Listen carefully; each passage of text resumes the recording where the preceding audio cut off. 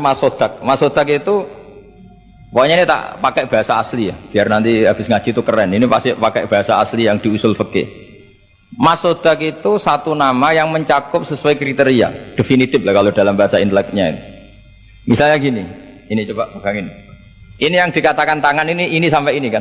Ini semuanya tangan. Nah ini namanya mujmal. Kata Rasulullah misalnya kalau kamu wudu, basuhlah tangan kamu. Tapi secara sanad kita sampai Rasulullah basuh tangan itu sampai sini saja. Ya kan? Itu di bab wudu. Sampai siku saja. Tapi sikunya terbasuh loh ya. Jelas ya. Padahal ini juga tangan. Tapi di bab qat'u yadis sarik, di bab memotong tangannya pencuri, wasariqu wasariqatu faqta'u aydiyahuma. Orang kalau mencuri dalam ajaran Islam atau negara Islam dipotong tangan. Segini apa hanya segini? Sampai gelang kaki apa mata ini namanya? Pergelangan apa sampai sini? Pergelangan. Padahal kalimatnya ya faqta'u aydiyahuma, maka potonglah tangannya. Tapi ternyata di bab potong tangannya pencuri di negara Islam hanya pergelangan, tapi di wudu sampai siku. Lalu kalau mau tanya ukurannya apa Gus? Ya itu ukurannya ngaji tadi.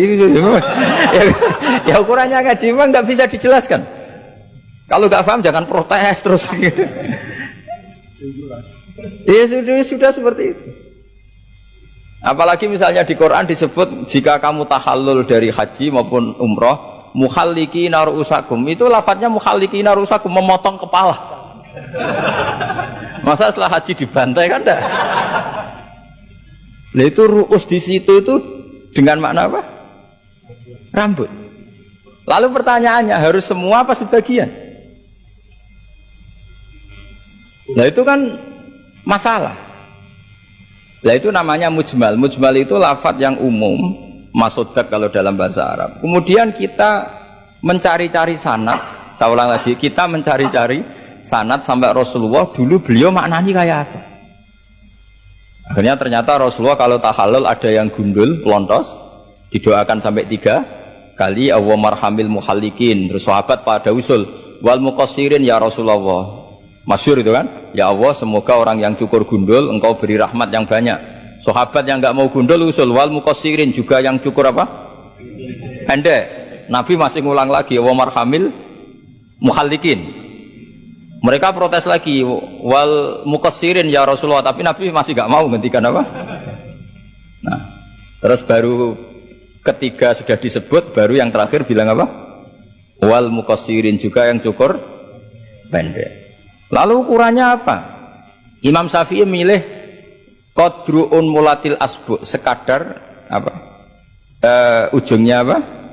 Jari. Sehingga pokoknya kira-kira segini. Jumlahnya minimal berapa? 3. Nah seperti itu mau tidak mau lafadz itu mujmal. Kita tidak pernah bisa tahu tanpa sanad ke Rasulullah SAW. Karena Nabi yang punya otoritas litubayyina linnasi ma nuzzila ilaihim. Kamu Muhammad yang punya otoritas menjelaskan apa yang saya turunkan. Karena kalau tanpa Nabi tidak bisa. Misalnya Allah hanya ngendikan wa yuqimunas shalat, orang baik adalah yang mendirikan sholat. Jumlah rakaatnya kamu tahu tanpa Nabi? Nggak tahu kan, mana yang wajib, mana yang sunat juga enggak. Makanya ketika ada orang mau belajar sholat sama Nabi, kata Nabi sudah di sini aja nginep kan. Terus kamu sholat terus di belakang saya. Setelah 3 hari nginep, Nabi ngajarinya mau gini dok, sallu kama ra'aitumuni usolli, ya sudah niru saya. Jadi Nabi nggak pernah ngajar kayak di kampus-kampus nulis terus nerangin itu ndak. Kalau ada orang belajar sholat, ya Rasulullah saya ajarin sholat sebagaimana sholat engkau. Ya sudah nginep di sini 3 hari, kamu sholat di depan. Ya sudah, terakhir mau boyong, Nabi hanya ngendikan sallu kama ra'aitumuni usolli, ya sudah kamu sholat kayak saya. Ketika musim haji juga gitu. Orang disuruh haji, kata Nabi, apa saja yang saya lakukan dilihat ya. Ya Rasulullah.